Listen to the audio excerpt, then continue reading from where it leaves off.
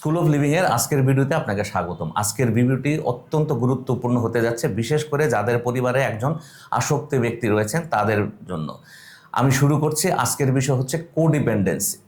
Codependency শব্দটা অনেকের কাছে পরিচিত, অনেকের কাছে আবার পরিচিত নাও থাকতে পারে। কোডিপেন্ডেন্সি হলো সেই অবস্থা যখন পরিবারের সদস্যরা মাদকাসক্ত ব্যক্তিকে বাঁচাতে গিয়ে এমন সব কাজ করেন যা আসলে তার নেশাকে আরও বেশি দীর্ঘস্থায়ী করে বা সাপোর্ট দেয়। এক কথায় কোডিপেন্ডেন্সি হলো অতিরিক্ত যত্ন বা ভালোবাসার নামে অন্যের সমস্যার দায়ভার নিজের কাঁধে তুলে নেওয়া, যার ফলে দুজনেই ক্ষতিগ্রস্ত হয়। একজন আসক্ত ব্যক্তির চারপাশে থাকা মানুষগুলো, বিশেষ করে মা, বাবা, স্ত্রী, ভাই বোন, ধীরে ধীরে তার আচরণের সঙ্গে মানিয়ে নিতে গিয়ে নিজের জীবন, চাহিদা ও সীমা হারিয়ে ফেলেন। এটা খুব ধীরে ধীরে হয় এবং প্রায় অজান্তে হয়ে থাকে। বিষয়টিকে আরো সহজভাবে বুঝায়। ধরুন, একটি পরিবারে একজন ছেলে বা মেয়ে মাদকাসক্ত। জানা বোঝার পরেও, সবকিছু জানার পরেও সেই ফ্যামিলিতে ওই ছেলেকে বা মেয়েকে অর্থনৈতিকভাবে বা অন্যান্যভাবে আমরা আবেগের কারণে সাপোর্ট দিয়ে থাকি। ধরুন, তাকে পুলিশে ধরে নিয়ে গেল, আমরা তাকে পুলিশের কাছ থেকে ছুটিয়ে আনি, মামলা হলে মামলা থেকে রেহাই পাওয়ার জন্য আমরা দৌড়াদৌড়ি শুরু করি। এবং টাকা পয়সা প্রতিনিয়ত সে নানান ধরনের চাহিদা করছে, বিশেষ করে টাকা পয়সার চাহিদা। আমরা জানি যে এই টাকাটা নিয়ে সে নেশা করবে, তারপর আমরা তাকে সেই সাপোর্টটা দিচ্ছি।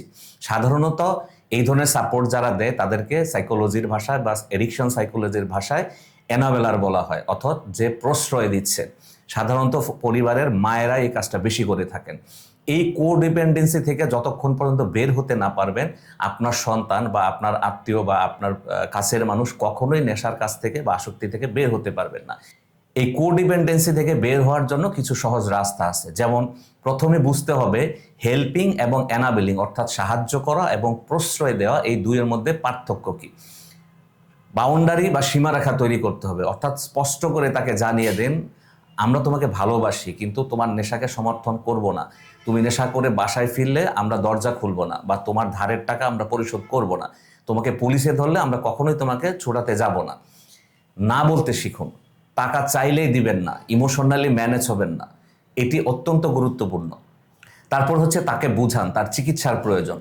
কোডিপেন্ডেন্সি থেকে বের হওয়ার মানে এই নয় তার উপর ভালোবাসা কমিয়ে ফেলা বা কমিয়ে দেয়া। যেটা করতে হবে সেটা হলো ভুল আবেগটাকে বন্ধ করতে হবে।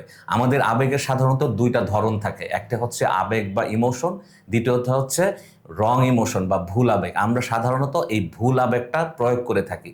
এই ভুল আবেগ প্রয়োগ করাটা বন্ধ করুন, কোডিপেন্ডেন্সি থেকে বের হয়ে আসুন। তাহলে আপনার পরিবারের যে আসক্ত ব্যক্তিটি আছে সে ধীরে ধীরে সুস্থতার পথ বা চিকিৎসার দিকে ধাবিত হবে।